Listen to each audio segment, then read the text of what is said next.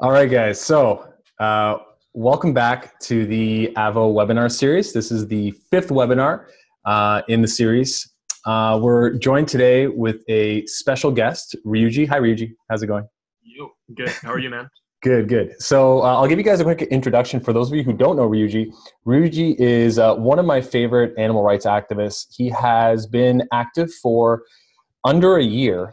And in that time, he has built a really big channel, or a really big page on Facebook, on Instagram. It's called Peace by Vegan.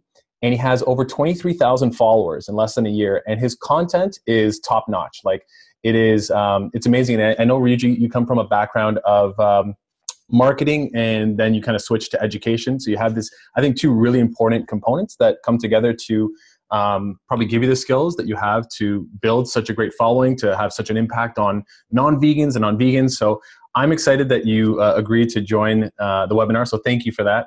And for those of you who don't know me, my name's Alex. I run this small nonprofit organization called AVO, Amazing Vegan Outreach.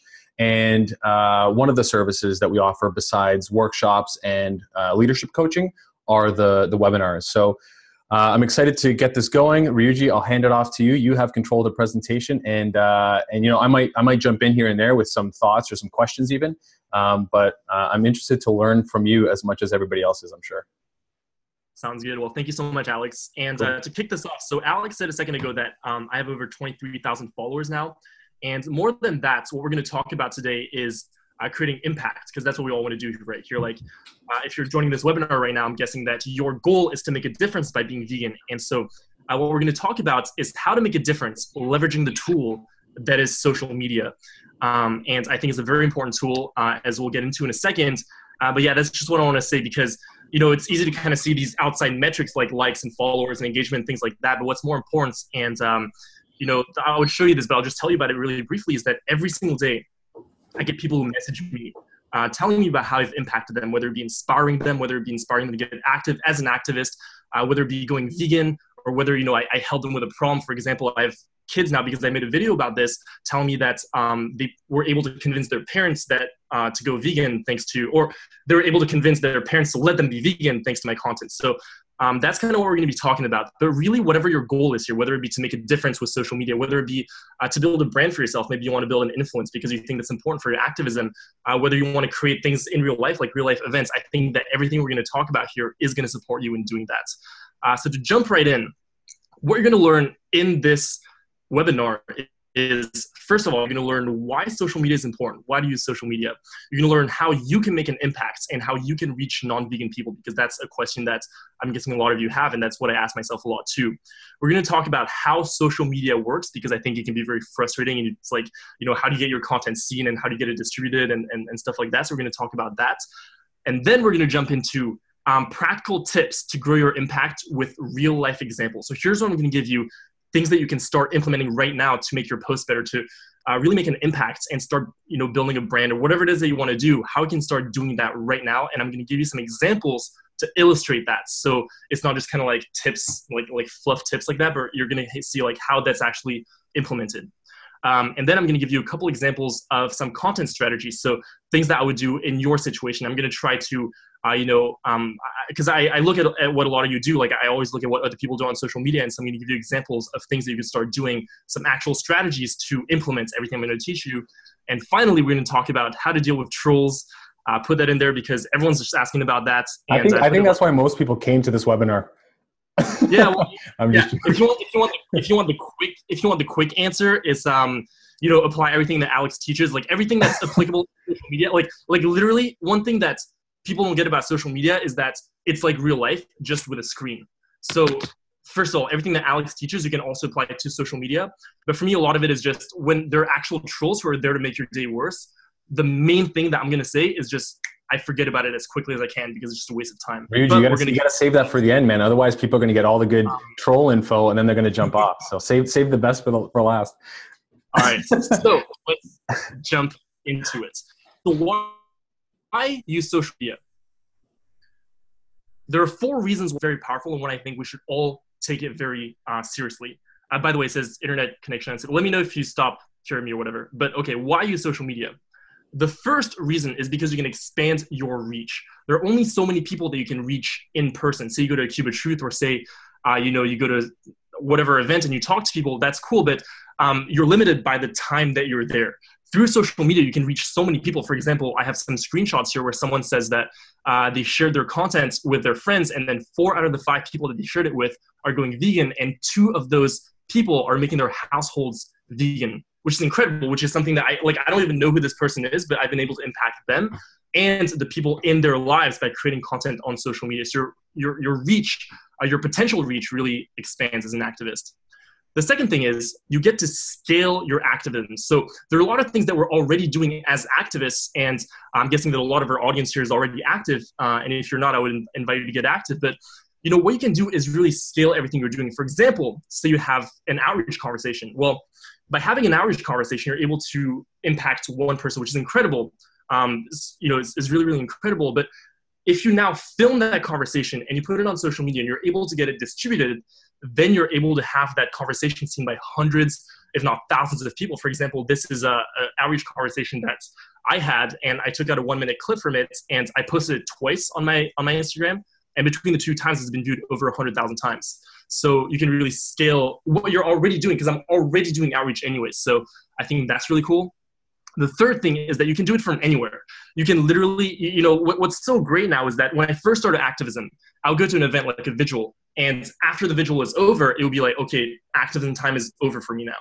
But now what happens is that I go to a vigil, and when I come back, I feel like my activism has just started, and I can really do things to contribute to the movement from anywhere, at any time, at 2 a.m. if I want to, from my bedroom, from like an airport, inside a plane. Like, I can always be doing something, whether it be creating content, posting, engaging, that's related to changing the world. And I think that's really, really cool. And the fourth thing is, if you really, implement the things I'm going to teach you here, you can start creating what I like to call passive impact. And what I mean by that is that for me right now, if I look at what I've built on my Instagram, what's so cool with it is that I can go to bed, and in the 6 to 8 hours I sleep, thousands of people are going to see my videos and be impacted by them.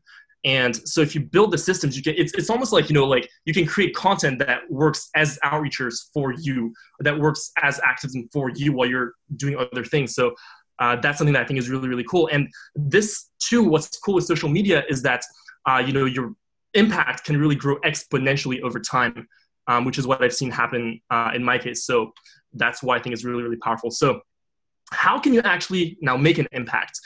Because it's cool to understand that, okay, we can do this, but how do you actually do this? So the first thing that I want you to think about is think about social media as building a system or building a house where everything that you post, everything that you comment, every single time you put something out on social media, it's going to be like a brick that you're laying to make a house.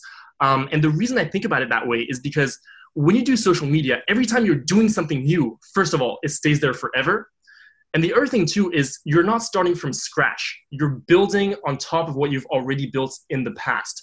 And so what happens is that every time you put something out, whether it be a comment, whether it be a post, or like whatever it is, whether it be a story on Instagram or if you do a live video, every single time you're putting a new brick on this house that you're building, and every single brick is a new opportunity for people to go check out your house. Because a lot of how social media works is that you have all these posts, you have all these comments, and what happens is that someone might see one of your comments somewhere, and then they go click on your profile, and then they see everything that you've done previously. So that's what I mean by creating a house. And the more bricks you lay, the bigger your house gets, the more visibility you get. So again, think about building a house, right? At the beginning, no one's paying attention, but when you really built it up, you can see it from really far away, you can see it across trees. And that's what happens with social media, where your reach, your impact can really grow exponentially if you start thinking about it like that.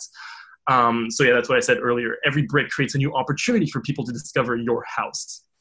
Now, the other thing that I want to talk about, which I think is really important for us activists to realize, is that there are 2 ways to make an impact. And this is very relevant to social media. And so the first way that you can make an impact, and I got this from the book Tribes by Seth Godin, which I really recommend for anyone who wants to change the world by creating communities and being a leader. But the first way is to expand the tribe, right? So in our case is to make other people vegan. So an organization like Anonymous or the Voiceless, where you go do outreach, that's a great way to expand the tribe, to get other people to go vegan. So that's one way you can make an impact.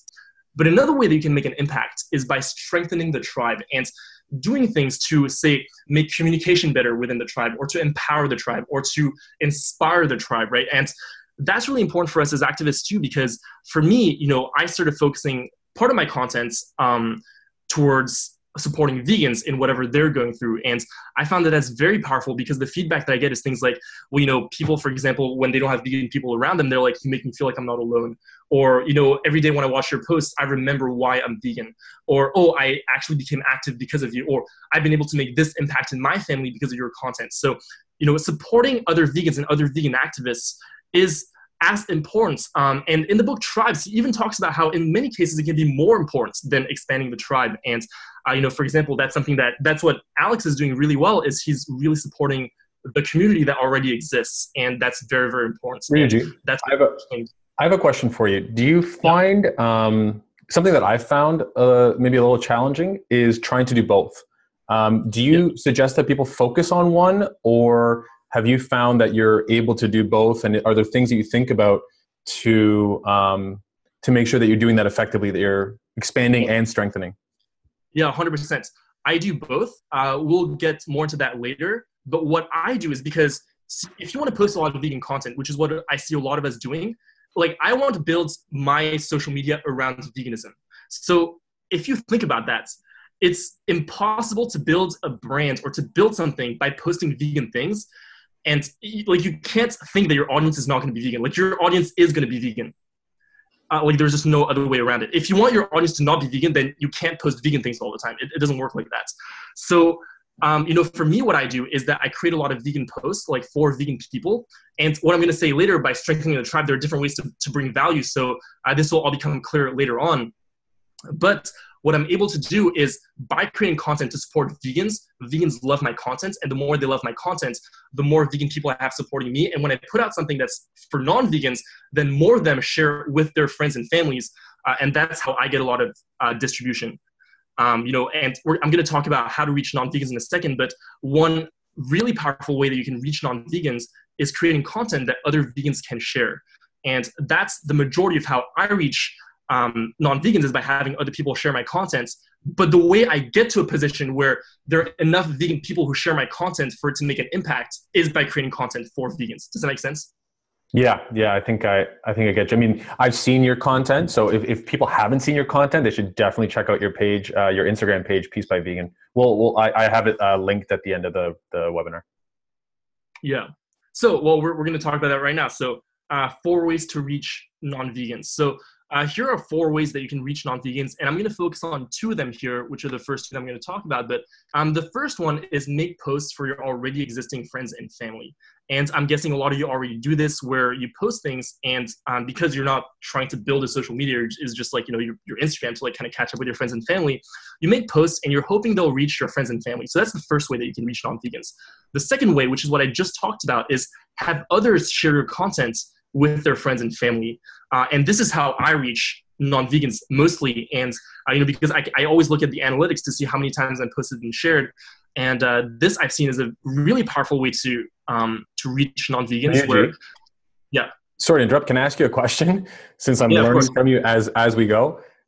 What if we asked anyone that's on, let's say, like, people who are on this webinar right now, if they are watching on their laptop, for example, and they're able to, like, take a picture or something like that and post it to, let's say, Instagram right now in their stories or something, and encourage people to come and join the webinar, because the link to register is in my profile. Is it in your profile as well? It's in my profile as well, yeah. Yeah, so it's in either of our profiles, Amazing Vegan Outreach or Peace by Vegan. Like, people could literally just, like, take a picture of this, be like, hey, like, go jump on this webinar right now, and people could join in. And a big benefit, I think, too, is that the Q&A section are not posted on YouTube, so anyone that attends live can see that. So would that be an idea of, like, maybe I should have been smarter in asking people to share this webinar, like, when it started, for example? Yeah, that's actually a really good idea. Okay. I'm learning from you. It's good. Yeah, so that's the second thing.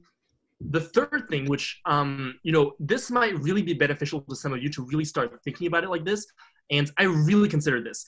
And one great way to reach non-vegans is to build a brand online around something that's not veganism, and you cross those 2 things.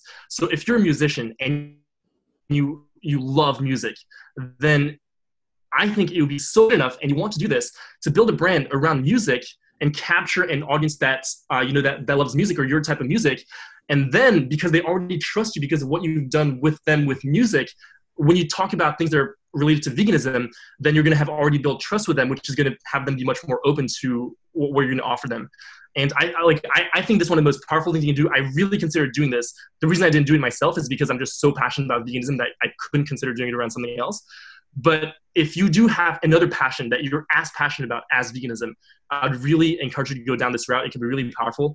And by the way, any of these things that I'm talking about here, what we're going to talk about later, the practical tips, is going to support you in doing any one of these, because the principles are basically the same. You just have to switch out the specific examples I'm going to give you, but all the principles apply to everything. So that's the third thing.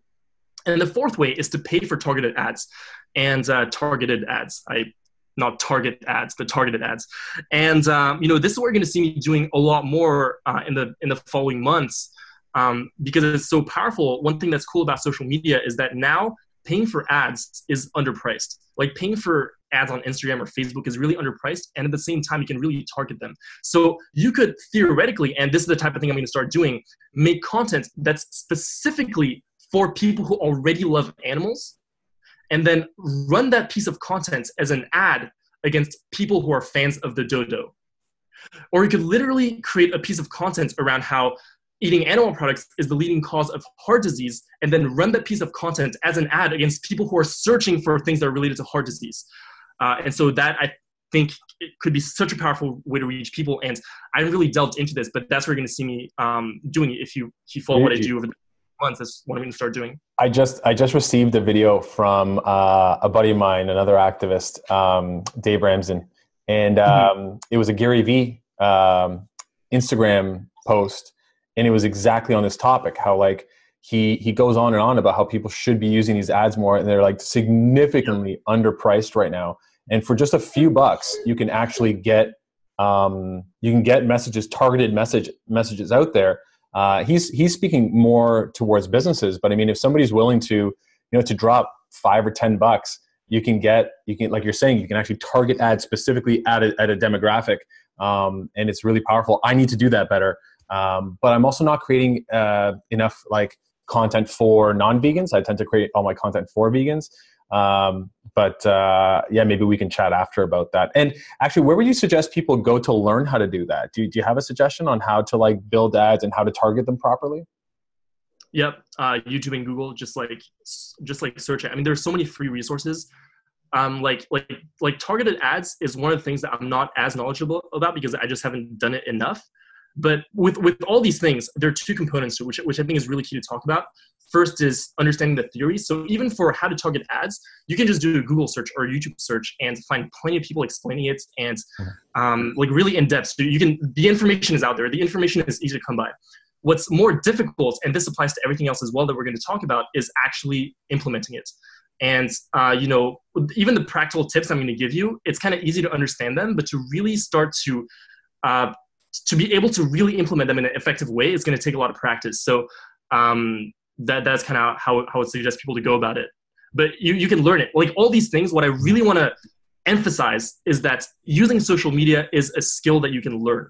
Same way that outreach is a skill that you can learn, using social media is, you can learn it. It's a skill. Like I didn't, like before I did Peas by Vegan, I never posted on social media, like never. Yeah. But I was just, what? I think this is important. So let me just learn how to do this. And I just learned how to do it. Yeah. I just want to echo too, there's the way that I've learned everything from Final Cut Pro to Adobe Lightroom to all these different apps, which normally people like had to go to school. Now, I obviously don't use them as well as people who are properly trained in them, but I use them well enough, and it was just through YouTube videos. Like information is at our fingertips, so we should definitely use it. Yeah, 100%. And like you just mentioned earlier, but for anyone who's interested in delving more into the topic of social media, I would really encourage you to check out this guy called Gary Vaynerchuk. He goes by Gary V, Garyvee, everywhere. And he talks a lot about branding and marketing. And if you look at the majority of what I've done, I've probably learned like 90% of even what I'm sharing with you today, but what I've done, like I've learned 90% of it from him. So he's a really great resource to learn about any of this. And yeah, to move on, how does social media work?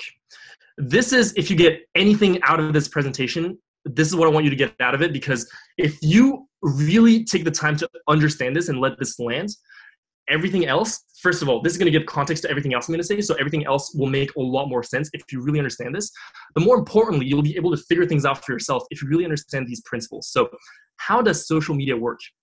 The first idea to think about and realize, and the second thing is actually just another way of saying this, but is the idea that social media is for consumers, not creators.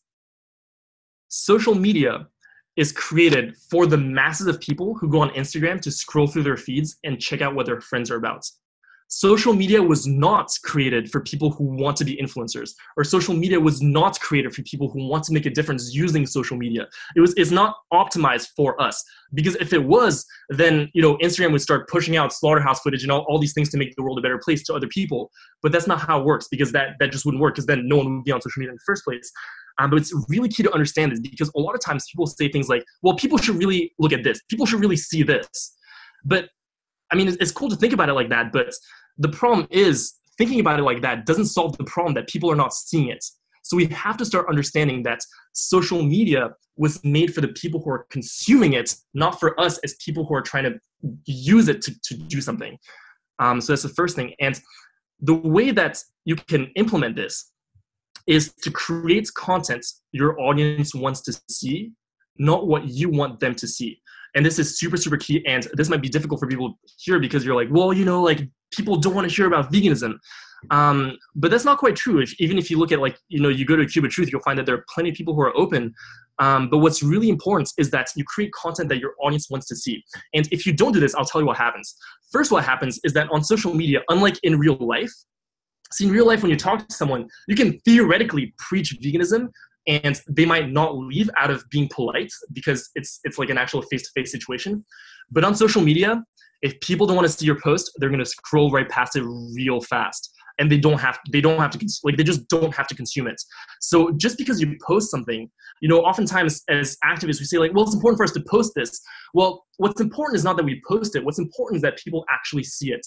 So when we think about it from that perspective, we really have to start considering that it's not just because we post something that people are automatically going to see it, right? So if we post things that people don't want to see, first of all, they're going to scroll past it. And what happens is that as people scroll past your content more and more, it's just going to stop showing up in their feeds. Like if you've been posting a lot of vegan content and say a lot of graphic footage, and then you've noticed that even though you have 700 followers, you get 12 likes per post, and none of your vegan friends seem to get it, it's probably because they've scrolled past your post so many times that your posts are not even showing up in their feeds, because you've created content that they don't want to see. So it's really, really important for us to understand this concept. And everything I'm going to say moving forward is going to be more or less an illustration of this. So jumping right into what I think is going to bring you a lot of value in this presentation, and it's 5 practical tips. I know it said 6 in the outline, which I forgot to change, but it's 5 practical tips, things that you can implement right now. And these are, some of these are kind of bigger concepts. Some of these are little tweaks that you can make to things that you're already doing to just start making your posts better and start getting more engagement and start making more of an impact. So the first one is to post consistently. If you want to take social media seriously, which, by the way, I didn't spend too much time on this, but when I think about what we can achieve through social media, I think that for us as activists to not take it seriously and to not have a serious plan as to how we're going to leverage this tool to create a difference, I think if we're not doing that, we're not doing nearly as much as we could. So I think it's really important for us to take it seriously. But the first thing is just to post consistently, because when you post consistently, couple things. First of all, you get to learn a lot faster what works and doesn't work, because like I said, social media is a skill. So the more you do it, the faster you're going to learn. And then the other thing is you also get to be in people's minds. Once in a while, I get a message from someone who says that I'm their favorite vegan account or their favorite vegan activist, which if you actually stop and think about that, that's outrageous. And it shouldn't, that shouldn't happen. But part of the reason why that happens is because I just post so frequently and I post every day that people just see my face every day. So in people's minds, when they think of a vegan activist, like there are literally some people that when they think vegan activist, they'll think about me before they think about Earthling Ed, just because I post more consistently. And you can think about this in the community in terms of building a brand, but also in terms of like reaching your friends and family, where if you post more consistently, then your content is going to seem a lot more relevant to them when it actually pops up. If you've ever been a fan of someone, you probably noticed that the more you watch someone's content, the more you want to watch it even more. Or with a TV show, like if you watch a TV show, the more you watch it, the more you want to watch it even more. So it's kind of like a similar thing here. So posting consistently is really, really important. And even if you start doing just this, I can promise that your results will just start exploding on social media. The second thing is document your journey in a way that provides value. That is something that you're already doing probably, is you're probably documenting the things that you're already doing. But the second part of this is very key, in a way that provides value. So what I mean by this is, for example, if you go to a Cube of Truth and you have a photo of you at a Cube of Truth, instead of writing what I see a lot of people doing, which is something like, went to a Cube of Truth today, and you just kind of talk about it, and you kind of talk to like other activists, and you just kind of say what happened, or be like, yeah, we want to make a difference today, or something like that, that's wonderful. But you could actually take that opportunity to write something that brings value to people. So what I mean by that is, for example, say, oh, I went to a Cube of Truth today. This is what I learned. I learned this about outreach. I tried doing this thing that Alex taught me from Amazing Vegan Outreach, and it did really well. And in that way, you're able to provide value. Or if the majority of your audience is not vegan, you could go to a Cube of Truth and be like, and start the caption by saying something like, do you know what a Cube of Truth is? The reason that we stand here and do this is because of this, and educate people. So you're actually not just like taking a photo of your life or whatever, but really putting efforts into framing it in a way that might bring value to your specific audience. Ryuji, if you think about also like, if you think about what we know about what people find interesting, I think storytelling is really powerful. And I know I sometimes forget this, but thinking just based on exactly what you said, like talking about a Cube of Truth post, for example, I know that probably one of the highest engagements I received on a post was when I told a story about these guys that were laughing at the cube, and I kind of I just told a story about how we interacted and what ended up happening, and people found that so much more interesting than the times that I've just kind of posted a picture of the cube and talked about what the tally was and just kind of like the facts and data. They prefer the stories so I know that I found that to be true. Yeah. And that's so powerful, because think about it, like I literally remember that post. Like I actually remember that post, and it actually brought me value in my life. And I'm sure it inspired many people to get past like similar situations they might be in. So yeah, so document your journey in a way that provides value. The third thing is using relevant hashtags. And I'm saying this is more kind of relevant to Instagram, I guess, because that's where we use more hashtags. But the reason I say this is because sometimes like people will be like, oh, let me post the slaughterhouse footage and put hashtag bacon. Well, that's kind of cool in theory, but I'll tell you why that has a very low chance of working. First of all, unless you've built a significant brand for yourself and you get enough engagement, your post is never going to get in the top post of that hashtag, meaning that no one is ever going to see it from that hashtag. So that's the first thing. Like, for example, if at this point Earthling Ed posted something and then put hashtag bacon, that might actually work. But for most of us, it probably wouldn't work, especially for big hashtags like bacon. Like there's just so many posts that like even if I post something with hashtag bacon, like probably no one will see it from hashtag bacon. Chances are very high that would happen. And then the second thing is, and there are ways to make this work, but oftentimes like if we do that, we're talking to unqualified leads. We're trying to talk to people who are there, and they're trying to go on social media because remember, social media is for the consumers. And so if they scroll past and they're trying to find pictures of bacon and they see something that's just, kind of interrupting them, well, that's cool from our perspective. But from their perspective, a lot of times, like they're just not going to enjoy it. They're just not going to consume it anyways. So it's always important to think about it from the audience perspective. And when I say relevant hashtags, I mean things like, for example, because I'm very clear on who my audience is. So I use hashtags that are relevant to animal lovers. Not all of them are necessarily like vegan hashtags. And so instead of reaching people who are probably not open to veganism, at least in that moment, like in the moment where people are searching hashtag vegan, they're probably not searching for something vegan. I'm able to reach a lot of people who are already open. Like I reach a lot of people who are pre-vegan. That's why like one of the most common stories I get about people who go vegan through my content is, your content was the last push for me to go vegan, because I'm specifically targeting people who are already kind of interested in what I'm doing. And also the other thing too is that by using relevant hashtags, this is a long-term play, because by using relevant hashtags and understanding how search works in different social media networks, what that's going to allow you to do is allow you to get discovered.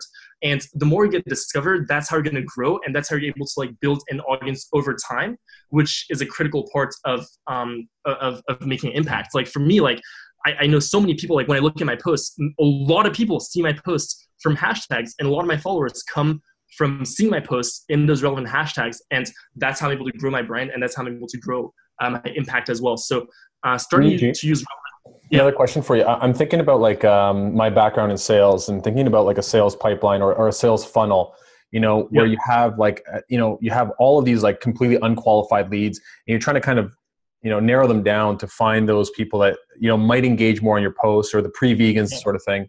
So what I hear you saying is that when you use more relevant hashtags, you're actually kind of addressing the people lower in that funnel. Whereas if you use a bacon hashtag, you're kind of just at the most general level. In fact, you're probably talking to people who, they're as unqualified as possible. Like they're not looking for vegan content. So are you suggesting that we target people who might be veg curious? And is there any room? So that's one question. Like, should we be targeting the veg curious? Is there enough of that like low hanging fruit to go after? And then the second question is there room and is there ways to target that like top part of the funnel, completely unqualified leads? Yeah, I think absolutely. For me, I go more for qualified leads, because I think there's so many people in the world who are already open to being vegan.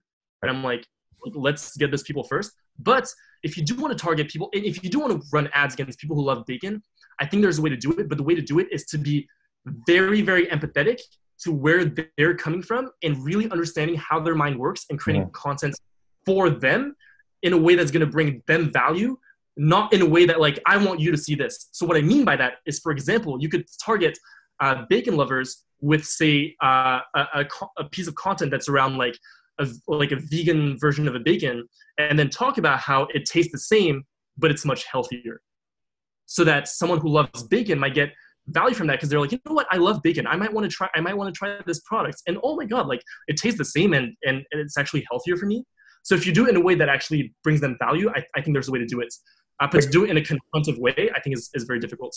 Quick thing that I just saw the other day as well. I was watching a video by Tobias Lanehart, and he had this slide that said, people who care about animals eat more plants, for example. But then he also like switches it around. Like the next slide just goes whoop, and he goes, this is also true as well. People who eat more plants also are able to care more about animals, right? So, I know that we tend to approach this. I know I tend to approach this like strictly on like the moral question, and it's kind of, I see a lot of content being shared from activists on the moral aspect of it. But I love what you're saying there, especially when you're addressing that top part of the funnel. If you choose to do that, is maybe they're not ready yet, and maybe they don't need to be hit with that like strong, like slaughterhouse footage, like this is ethically wrong type of thing. Maybe they need that introduction into trying those plant-based bacons.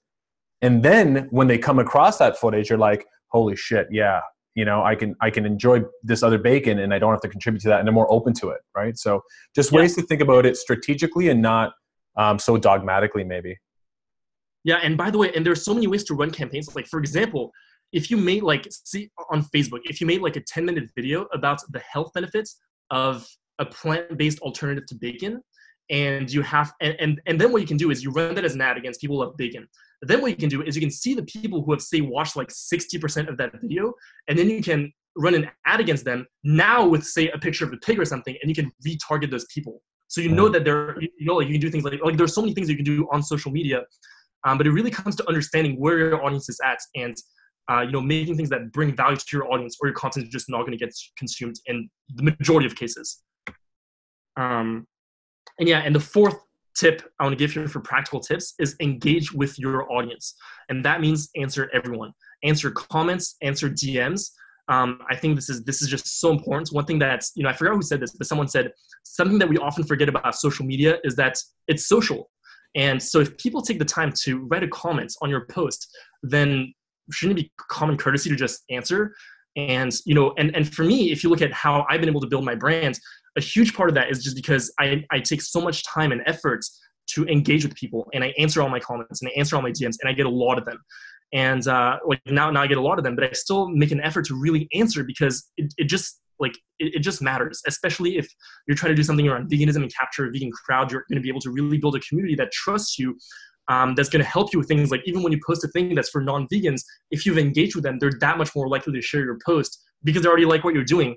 And, you know, and we're going to go into more detail later, but for example, you know, now people might be asking themselves the question, well, you know, like, do I still answer people who post like mean comments or like trolls and things like that? I think one thing that's important to understand is that if people have a genuine concern, I'll always answer. If people are just there to make my day worse, sometimes I won't answer. But I mean, you still can, but the general rule is just engage with your audience, answer everyone, and build a community. That's going to really, really help you out on social media.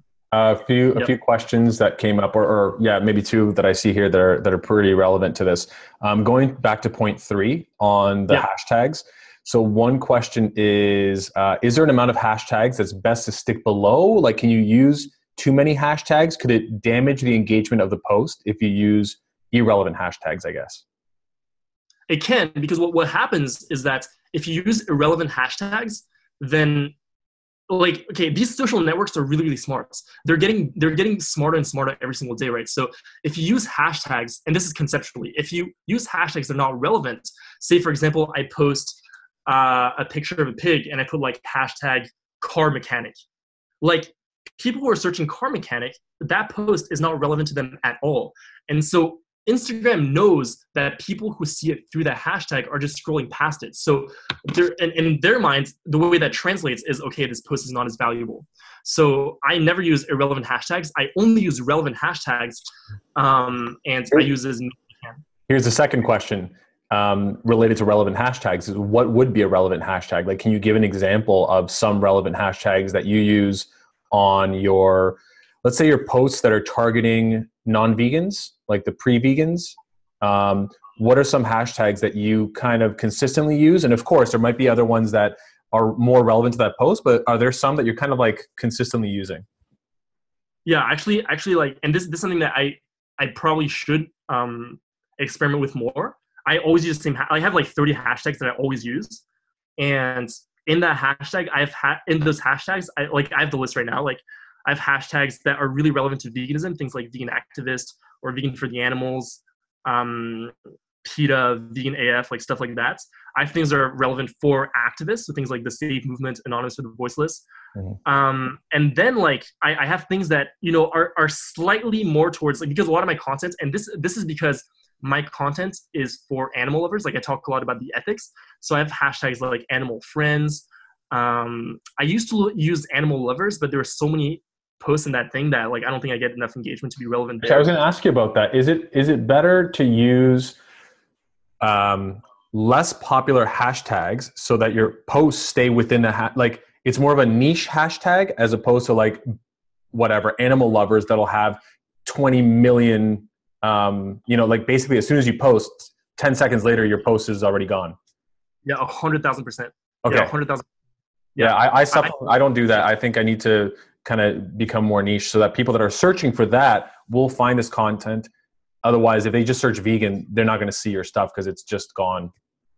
Yeah, because we have to think about why we're using the hashtags. Like, what is the point of using a hashtag? The point of using a hashtag on a platform like Instagram is to get discovered. That's the point of it. The point is that you somehow pop up somewhere, and then if your post is good enough, then that person might go onto your profile, see your other posts, and then hopefully follow you. That's the point. So that's why I use relevant hashtags. Like, because when people use hashtags like hashtag bacon, they're trying to use hashtags as a way to distribute their content, which I don't think is the best way to distribute content. Right. Does that make sense? Yeah. Cool. Okay. Yeah. Thank you. That's good. It's really good. Yeah. And the fifth tip, which is on a separate slide, is a question that I always ask myself whenever I post anything. And the first question I ask myself is this: who is my audience? I'm crystal clear on who my audience is when I post, and you can see it in the type of post that I make, even like the way that thumbnail is if I make a video, or like even in the caption of my post, you can see that I'm very, very clear on who my audience is. And the phrase that I use to kind of think about this is this phrase: people like us do things like this. This is something that Seth Godin said, and he said that if you want to create change within a community, this is a good framework to think about it through, right? So for example, people like us do things like this could look something like animal lovers don't eat animals. And you don't have to say it straight up like that, but I always think, okay, my audience is vegans, my audience is people who already love animals, people who already care.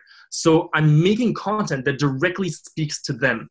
The reason I'm saying this is because I see so many posts, the majority of vegan posts on social media, they're trying to do something that I call putting out fires, where it's almost like they're confronting the haters and the trolls. They say things like, they have a picture of a slaughterhouse. They're like, oh, do you still think that, your taste buds are more important than their lives? And it's like very confrontive.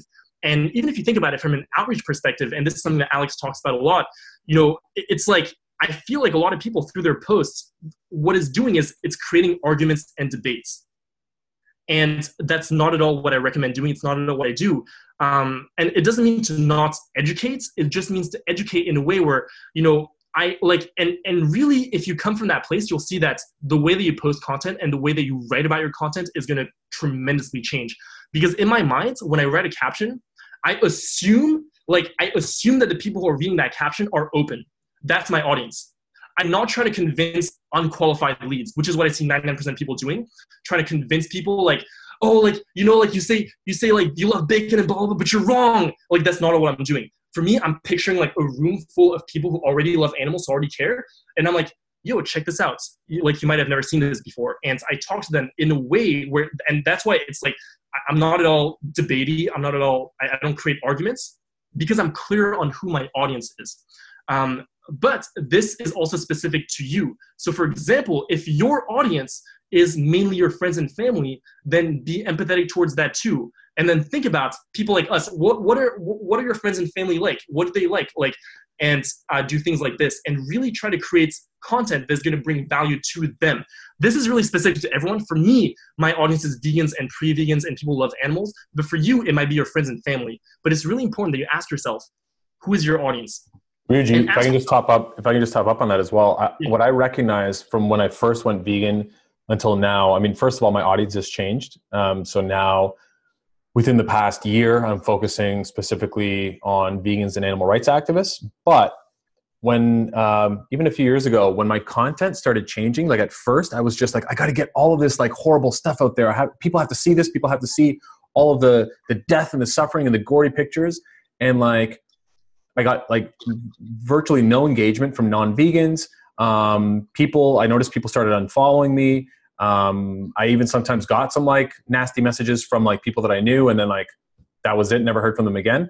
But as like I started like softening up my approach online, I started getting more people like randomly reaching out, be like, hey, you know what? Thank you for that. I've been following you for this long. By the way, and I don't know if you're going to mention this, but one common question that I get from people, or one common frustration that I get, is that when they do share content, now I'm not sure about the quality of the content that they're putting out, but when they do provide content online, that they don't get engagement from non-vegans. But what I've recognized about social media for myself as well is that if Ryuji, you know this better than I do probably, but if I go and I'm constantly looking at people's content and clicking on it and seeing stuff, even if I'm not liking or commenting, my social media channels know that, and they continue to show me content from those people. So I would get messages from people that I hadn't spoken to in 10 years being like, hey, you know what? I really want to go vegan and I've been following your posts forever and, I appreciate it. And I'm like, you never like or comment. I had no idea this person was seeing anything, So not to be discouraged if people aren't commenting, but then also applying your tactic, your suggestions, which is creating content for them specifically, not for us. Yeah. Yeah, 100,000%. Yeah. And what you said there is really important, is because social media, I look at it as like a long-term thing where you're building systems. What I talked about at the beginning, building a house, right? Where you're getting to people in the long term. It's not so much like trying to get people with like this one post. For me, it's more about how can I build this repertoire of posts and this whole thing that I've done like over a long period of time, and how can that impact people? It's like my entire body of work. So that's how I think about it. And when you chip away at people like little by little by little, then I think that can be really powerful, like that experience that you had. And so the question I always ask myself about my content is, why would they consume this? Like, why? Like, first of all, why is someone gonna, when they scroll through their feed, because you have to understand that on social media, there's only one feed. You're competing against everyone. Like, you are competing against models and celebrities, and like, you know, like you're competing against these people for people's attention. So when people scroll through their social media, they could look at, you know, your post, or they could look at like a pretty picture from a model, right? They have the option to do that. So we have to consider that, and we have to consider, why would they consume this? Why is someone going to stop at this post? Why is someone going to stop to read the caption? And I always think about that, because, like I said at the beginning, people are not going to consume something because you want them to consume it. It's not because you're like, I want you to see this slaughterhouse footage, that people are going to see it. So you have to ask yourself, why would they want to watch it? And when you start thinking like that, you start getting really creative with the way that you package your content, with the content itself that you're creating, and you get to really, like I said, create something over the long term instead of trying to get people with just one thing, right? So that's what I said, like, have a hook. With my videos, you can see that more and more I'm experimenting with this, where a lot of my videos, they have like a visual hook at the beginning, because Instagram, when you scroll, videos start, but they have no sound. So I have a visual hook. And I'm always very clear. I always think about what's going to make people stop at this post. Why are people going to actually consume this? And I always think about this. And the other thing, like, speaking about hooks, I just want to share what I found that out maybe, like, I don't know, a year or two into my video. So I used to make a lot of videos for the Save Movement, a lot of visual videos, and they would start off like really slowly with the Save Movement logo coming up and stuff like that. And like, what I realized is, like, I started thinking, like, how do I consume content when I'm scrolling through, right? If a video doesn't capture my attention in the first, like, and I'm not even exaggerating, 1 second, I might give it two or 3 seconds, like, at most. But like, the first thing that pops up, if it doesn't look interesting, boom, it's just gone, you know? And so what I started doing was trying to put, like, whatever the most compelling video clip from that visual at the beginning, and then going into it. So it hooked people and people wanted to see it. And I think one of the most successful visual videos that I made starts off with an activist getting punched in the face, like immediately, just like a punch in the face from a truck driver. And then the video starts, so then it builds back up to that point. So anyway, I just wanted to, like, share, like, we have to think, I mean, obviously drama and violence capture stuff, but it could be like a really cute image or something, but it has to, like, hook people in the first few seconds. Otherwise it's gone. No, 100%. And you bring up a great point too, which is, I think, like you just did, I think about how I consume content, and I use that to make better content. I always think about what will make me stop. Like, I think about whose stories do I watch, whose content do I enjoy, and why do I enjoy it? And then I try to do things like that. Yeah. What do people like seeing? People like seeing drama. They like seeing cute animals. They like seeing children. I know that. Like, I think my most successful outreach video was I think it got close to 300,000 views, the 12-year-old kid, right? So I put that in the box. I put 12-year-old, like, really big, and it makes people, like, interested, you know, because it's something a little different. So I think you do that really well too, is kind of those title bars and really catchy kind of titles for your videos as well help.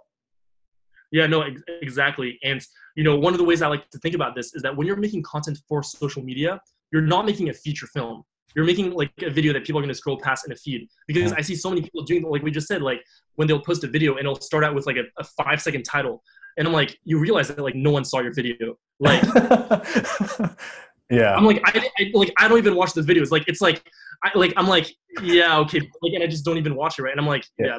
No. Well, you're judging that from that, like, if somebody put in a 5-second title, you know that they're not, like, whatever, social media savvy, and you know this video is probably, you're making a judgment, it's probably not going to be that interesting, right? We want, like, sadly, we consume social media, especially on, like, I find on Facebook and especially Instagram, in short, tiny little chunks, right? So that's why I love your videos. They're just, like, they're punchy. And even when it's a longer video, you have these, like, breaks in it. You have those, like swipe to the next story. Like, it's genius. It's so well done.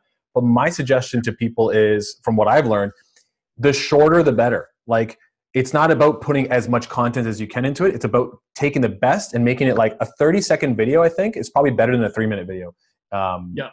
More people will see it, and you can probably deliver the same message. 100%. Yep. Yeah. Exactly. Yeah. And the other thing too is, you know, don't assume your audience knows anything. And this especially, I think, can really help you out if your audience is your friends and family, where oftentimes I see people posting things And it's like, when I read the caption, I'm like, you're kind of assuming that people have seen Dominion. Like, you're kind of assuming that people should know that, like, male chicks are ground up in the egg industry.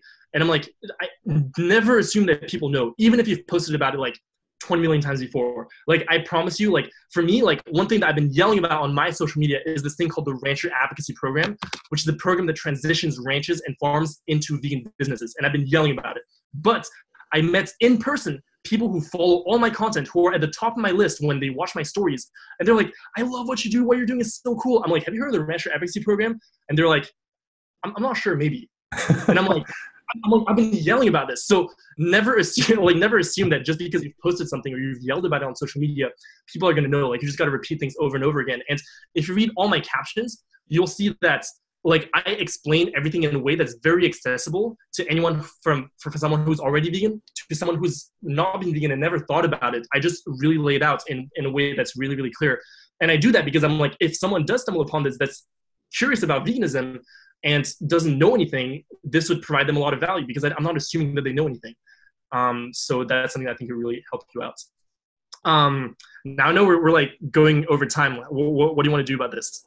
You know what, like, I noticed you have a few more slides. Let's go through the slides quickly. And we still have we still have 35 minutes left, and we have 9 questions in the Q&A right now. So we should be okay. And if people have some more questions, throw them in there.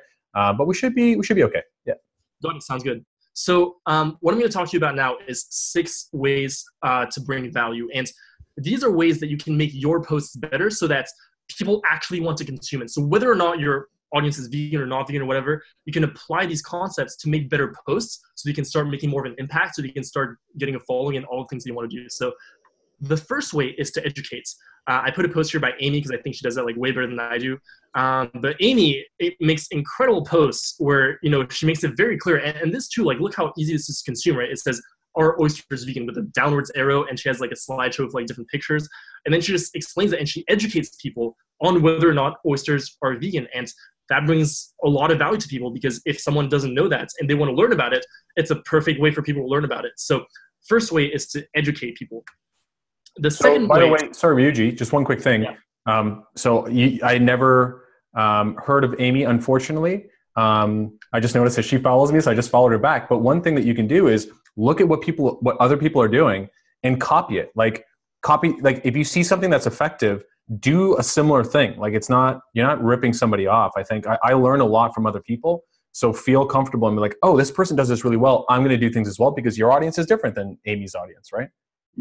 Yeah, 100%. Yeah. Yep. The second way that you can bring value to people, and this is specifically for if you have a vegan audience. So if you're a vegan activist watching this webinar right now, and perhaps a lot of people who follow you are vegans or vegan activists, then an incredible way to bring them value is to create content that they can share with their non-vegan friends and family. And like I said, this is the majority of way that I get distribution to non-vegans, where I make posts that you can tell that the post is supposed to be for non-vegans. And then people may get confused because, like, oh, like, your audience is vegan. But I'm like, yeah, but like a lot of them are sharing it. For example, this post that I made about how vegans are extreme, and I kind of lay out the hypocrisy of why it's weird for vegans to be called extreme, has been shared 1.2 thousand times just with like their share thing. That's either people have sent it to people, and that doesn't include, you know, people who have maybe showed it to people in real life, or people who have tagged their friends and family in the comment section. So you can see, like, right here, like, even through that, like, you know, I don't know who those 1.2 thousand people are, and I don't know who their audience is, but I can guess that, you know, like, that has reached like a lot of people like through that. So that's a great way that you can bring value to people, especially if your content is really good, because I think there's a real scarcity of content that's really, really good to share with non-vegan friends and family. And so I think that if you really start thinking about how can I create content that's easily shareable, that's a great way to, like I said earlier too, like, scale your impact, because then you're not just sharing with people in your life, you're having other people share with people in their lives as well. The third way to bring value to people is to inspire others. And and this is probably the main way that I'm personally making an impact, where I inspire people to speak up for the animals, or to go to events, to become active, et cetera, et cetera. For example, I already used this example earlier, but when I post outreach conversations, and if you do this, you might have this experience too, you know, I have a lot of people who are being like, wow, you're so inspiring and stuff like that, because I think on one hand, they see that if they want to speak up, they could do it too. They're like, wow, it's so cool that you're doing that. And then the other thing too is they're like, you know what, like, this is showing me that the world is changing, and it inspires them to be hopeful, or to maybe go speak up for themselves. Like I have a lot of people hit me up, be like, yo, like thanks to watching your content, I talked to my family and like my sisters are going vegan and stuff like that because I've inspired them to do that. So that's a great way that you can bring value to people. The fourth way that you could bring value to people is to relate to what other people are going through. And, I put this post that's not relevant to veganism, but the reason I put this post is because this is such a simple post that like literally anyone could do, where I wrote, you don't have to fit in this New Year's Eve. And the reason I did that was because I never liked New Year's, and I had this whole thing about it. You can read the caption if you're interested. But the point is, I was like, I'm going through this, and I've always felt like I'm alone. And there's this saying that the more personal the issue is, the more universal it is, probably. So I put that post out there. I wrote a whole caption on my experience, and I had a lot of people relating to that. And I've done that too with things that vegans go through, like, for example, the pain of watching animal cruelty and not being able to deal with that, or, having the people around you not accept you, or friends and family, or that kind of thing, right? Things that we all go through. And I think a lot of times as vegans, we focus a lot on, let me try to create content for the non-vegans. But we forget that as vegans, we all go through these things, and us supporting each other, going through these things and sharing our experiences can be a really, really powerful way to bring value to people and empower others to make change in their lives and in the communities around them as well. So relating to others is really, really, really powerful. The fifth thing is to solve people's problems. As vegans, there are a lot of things, and as non-vegans too, by the way. So, I use this specifically for if your audience is vegan and stuff like that, but these principles apply to anything you want to do. So for example, one of the main messages that I get personally is people being like, yo, Ryuji, I want to go vegan, but my parents don't let me. And I get that so much. It's crazy.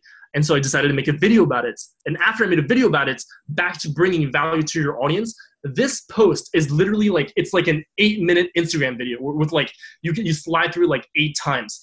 And when I made it, I was like, I can't believe I'm putting like a 8-9-minute video on Instagram. This is insane. But the reason I did it was because it combines a lot of things I talked about earlier. For example, being aware of who my audience is. I'm like, this post very clearly is for people who want to be vegan, but their parents don't support them. It's for them. So everyone else probably doesn't bring them value. It's okay. But the people who it's going to bring value to is going to bring tremendous value to them if they actually do choose to consume it. And because this is such a widespread problem. And I've actually had people message me, like kids message me after seeing this video being like, yo, I watched your video and now my parents are cool with me being vegan. It's so cool. And so that can be really, really powerful if you take the time to solve problems that people have. And if you want to do this for your non-vegan friends and family, you can talk about it. For example, talk about it from a point of view of like, like how to make food really quickly. I'm just thinking off the top of my head, but if you have a lot of busy people in your life, be like, oh, this is like a 3-minute recipe and it just happens to be vegan, but you're solving people's problems. So that's a great way that you can bring value to people. So now what I want to share with you very briefly is a game plan. The kind of thing that I would do, this is partly what I've done, partly what I would do. I'm guessing that a lot of you might be interested in using social media to reach your friends and family more efficiently. So that's kind of what I want to talk about here. And the first idea I want to talk about is this concept of jab, jab, jab, right hook. I took this from the title of a book by Gary Vaynerchuk that's called Jab, Jab, Jab, Right Hook, which I should have put in the slide, but I didn't. And in that book, he talks about marketing on social media. And he talks about it from the point of view of selling. So what he says is when you want to sell something to people, instead of, trying to sell it and sell it and sell it, be like, buy my thing, buy my thing, buy my thing, buy my thing. What you should do is provide value first. So that's the jab, jab, jab, jab, provide value, give, give, give. And then once you've given a lot of value to your audience, then the right hook is ask for people to buy your thing. So say like, you're trying to sell cars. This is a random example. You're trying to sell cars. Educate people on cars. Educate people on how to buy cars, et cetera, et cetera. Give a lot of value. And then at some point be like, oh, by the way, I have cars for sale. And then people are more likely to come buy from you. So how do you apply this to veganism? Well, for me, I do it in a certain way. But for you, for example, if you're trying to reach your non-vegan friends and family, one thing that I would stop doing for sure is to only post about veganism and only post things that are animal rights related. Because if you think about it, if you're posting slaughterhouse footage or if you're posting things that are very vegan heavy, that's kind of like asking people to buy something from you, right? So Alex talks about, for example, building rapport with people. If they're not interested in that necessarily, then that's taking a lot out of that rapport bank account that you've built with them. Because they just might not want to see that. So if you keep posting about that, it is very similar to imagine like someone say like, something that you really don't care about, like socks. imagine like someone in your life just started posting about socks all the time.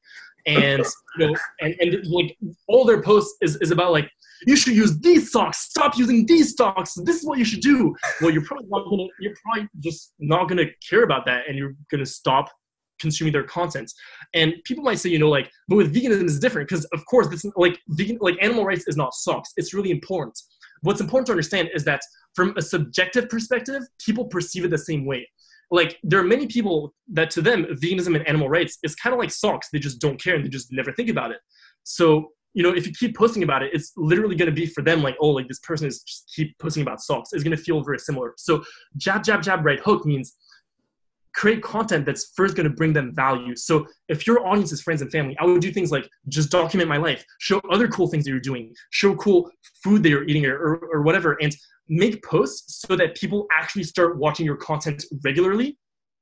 And then once you provide a lot of value, once you have a lot of people who already follow what you do, then once in a while maybe post a thing that's vegan related. Or that's a great way, I think, to post slaughterhouse footage where then people are going to watch it anyways because they're used to watching your thing. And even though they might not like it, there's a much higher chance of them to keep consuming your content in the long term, because you're not just trying to get them with a thing that they don't want to see, but you're giving them a lot of what they do want to see. Ryuji, all you have to do is think about all the accounts that you unfollow, right? And that you stop looking at. For me, it's like people that just post pictures of their kids. Like, and I don't know them, I don't have a personal relationship. I'm like, I don't really care. I don't really care, to see a picture of your kids doing different things every day. So I typically I'm going to unfollow or whatever. So, but if they randomly posted other interesting stuff that provided me value, and then occasionally they posted that, I actually might care more. I might be like, oh, that's really cute. Yeah. Exactly. And then the other thing is, make your social media a landing page. So that's what I talked about earlier with building a house. But see, the thing is, every time you provide value to your audience using this jab, jab, jab, right hook method, which is, by the way, I do it in a different way too, and you might be able to uncover it if you look at my content. But the point is, what happens is that every piece of content is a new opportunity for people to check out what you do. So you can do really, really smart things with that, where, for example, what happens is that if you start posting and people actually like what they see, then at some point, they might decide to go stalk you and look at all your posts. And then if you have, here and there, something about veganism, then they might piece together the things. Or you can even do like really smart things like this one. I'm going to implement this like real soon, where you could do like, say like stories, on Instagram specifically, you do stories, say about something that's related to veganism and that explains everything about veganism. And then instead of having all your posts be about veganism, maybe do it like here and there, but then at the end of your caption, say something like, if you're interested in learning about this more, then check out my story highlights that's called this. And so what happens is that you provide a lot of value, and that creates many opportunities for people to eventually end up on that story highlights where you've laid out everything that you want them to see. So that's kind of like the second concept I want to talk about there. The third concept I already talked about earlier, clarify everything. Don't assume that people know. Like I said, it's not because you've said something a million times that the people in your life are going to, remember what you've posted. They're probably not going to remember. So for me, even every time I explain the vegan argument from a philosophical standpoint, I just explain all of it. Like, I just start from scratch. Every post that I make, I assume, like, even though, like I said, like I'm building the house, but each individual post, my caption and the way the post is, I don't assume that people know anything. I always start from scratch. And the last thing is, make it really, really easy. You want to make it easy for people to consume your content. You want to make it easy for people to follow your calls to action if you have a call to action. For example, I was like, probably a great post would be something like, instead of posting just slaughterhouse footage, if you want to post slaughterhouse footage, package it in a way where you have, for example, the first picture is like a picture of a cow, and there's an arrow that says, or it says like how cows should live versus how cows do actually live. And then people can swipe and see slaughterhouse footage. And then you can have a thing even after that, you can really go in detail with this, where it's like, say, a vegan burger. That way you solve all the issues. You're like, what? This is what a cow looks like. This is how they're treated. You probably think this is wrong. But then here, I'm going to give you a solution with that as well. So make it really, really easy for people to, consume your content, understand what you're talking about. And then if you have a call to action, make it as easy as possible for them. Because, even though social media is really powerful, at the same time, because you're competing against so much stimulus, if you don't make it easy for people to understand what you're talking about and consume your content, they're just not going to consume it, or they're just, it's not going to hit them. So you got to make it like really. I just want to top up one thing here as well. Something that I've learned from, I think I remember Melanie Joy talking about this, and the idea behind sharing sad footage versus graphic footage. So people are more likely to consume, non-vegans are more likely to consume and be affected by sad footage, as opposed to like the really gruesome, gory footage of like a knife going into an animal's throat. There's reasons behind that, really, I think really powerful reasons. And supposedly there's been studies as well that have been done on that, but it just kind of makes sense to me from my experience. So that's another thing. If you can think about sharing like emotional touching footage versus like shocking footage, it might also have a stronger impact packed into what you were saying, you know, if you present it in a smart way. Yeah, that makes a lot of sense, because when you're sharing footage like that, that's emotional. You're like, you're sharing experience with people. A lot of times what I see people doing with graphic footage, and this is where it goes wrong, this point of view of making people wrong, being like, look at the horrible things that you're contributing to, and making it an argument or debate, you know, and yeah, I think that's where it goes wrong. So yeah, absolutely. Yeah. That makes a lot of sense. If people have questions about that, we don't have a lot of time left for the presentation now, but the Q&A, we still have about 20 minutes left. So we can address that. If you have questions, more specific questions about the type of footage to share or slaughterhouse footage or whatever, throw it into the Q&A section and we'll address that after the webinar. Okay, everyone's favorite section, how to deal with trolls. So the first thing I want to say about trolls is that there's a difference between people who have a genuine concern and people who are actually there to make your day worse. What I'm going to talk about here is people who literally come onto like vegan pages and their username is like vegan hater 24, and like they say things and you can tell that their whole purpose is to make your day worse. And the thing to realize about these people, because I've seen it where people get so caught up with this that they literally think about it for like an hour, 2 hours, half a day, a whole day. They think about it a week later, and you spend so much time, you know, thinking about this and figuring out how to answer that. And I'm like, you know, the first rule is I spend as little time as possible. So realize that those people are unqualified leads and they're probably in a bad place. They're people who don't want to hear about this, and they're people like, think about like what kind of bad place you must be coming from to literally go on someone else's page and say something mean or say something to judge them or shame them. I mean, the concept of doing that is so foreign to me. I could never imagine myself doing that. So realize that those people are probably like in a really, really bad place, and like they're just, you know, they're just not your audience, and that's just what it is. The second thing though that I always balance that out with is taking responsibility. If you have a lot of people that are accusing you of certain things, especially this is your friends and family, I think it's really important to realize this. If the people in your life that you care about, that you generally have good relationships with, starts being trolls or start putting comments and tell you to shut up or tell you stop shoving this down my throats, I think it's important for you to ask yourself, well, you know, yeah, maybe they feel attacked, but how is it that I'm creating that? How is it that I'm creating that situation? Very, very similar to actually in-person outreach. I know, Alex, you've talked about this as well in the past. So I think it's important for us to ask ourselves that question too. And then the third thing is I don't spend a lot. If I do answer, I don't spend a lot of time answering. If I do answer, I'll either answer something like very, very, very, very nice. I'm always very nice to people. Like, I don't think it's because people are mean to you that you should be mean to them back. I think that's very immature and stupid. So when people are mean to me or people are trolls and I do answer, I'm like, you know, I might say something like, I don't know, like, I don't even think about this. That's the thing. But if I do answer, I'll answer something very loving, and I'll come from a loving place because just like, why not? But I don't spend a lot of time on it. Or I'll do what Alex teaches. If it's more like a genuine concern, like if people say things like, oh, but burgers taste good though, you know, I'll do like what Alex teaches to handle objections in kind of like a shortened way, because like, I don't know how you can still demonstrate these things, but I'll be like, yeah, I hear you know, like, you know, it's really important for me to enjoy my food as well, blah, blah, blah, and I'll kind of go through that. But the main thing is I just don't spend a lot of time on it, because I think it's ludicrous for us to spend more time on people who are trying to make our day worse than people who actually enjoy our content and who support us. I'm like, why am I spending more time answering trolls than I'm answering my supporters? That makes no sense. Or creating content.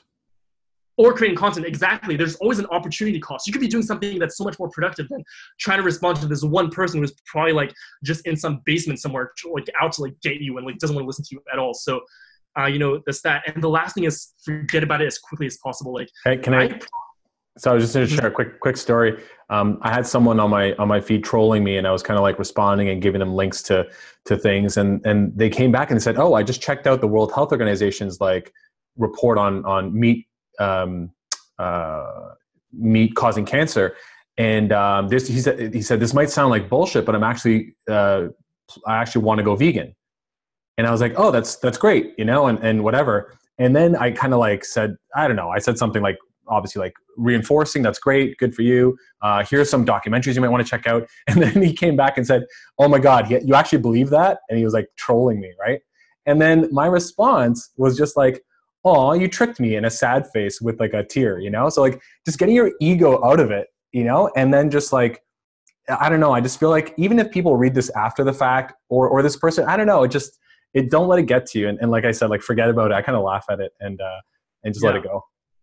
Like I probably get like more troll comments than like a lot of people here. And like, I can't think of a single one because I just forget them so quickly. Yeah. Like, it's just like, I just don't want to spend time like thinking about that. So I just really make an effort to, when I read it. And so, like, sometimes I'm not gonna lie, like sometimes it does affect me, and I'm like, why would you do that? Like, why would you say that? But in my mind, I'm like, okay, forget about it. And then like 2 seconds later, it's like gone. It's like out of my mind. Like I don't even, and I think that's the most important thing because, the way that we win against trolls. Can I make a suggestion? We're running really, really late on time, and we need to get to, there's 19 questions, and there's 15 minutes left. So why don't I make a suggestion here? Your last point here is forget about the trolls. I hope that people don't forget about you and this presentation because it was fantastic. I want to let people know that I will send, for everyone that registered for the webinar, I'll send out an email with the slides. So I'm sure people were taking notes, but you'll have all of these slides as well. Ryuji, I also want to thank you so much for all of the time and effort that you put into building this presentation. I know that you had a lot more content and you had to like narrow it down, and even still we went a little overtime, but there's just so much good content that I am sure that the people on the webinar appreciated it as much as I did. I also want to talk to people about the next slide. And if you've been on the AVO webinars before, you already know this.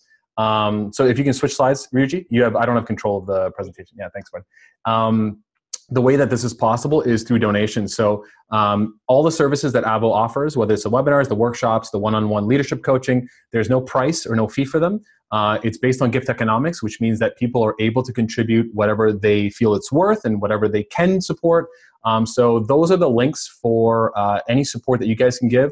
As I mentioned, there's a lot of time and effort and cost even that goes into creating this content. So if you guys want to support it, if you want to see more webinars, please do. And if you can go to the next slide.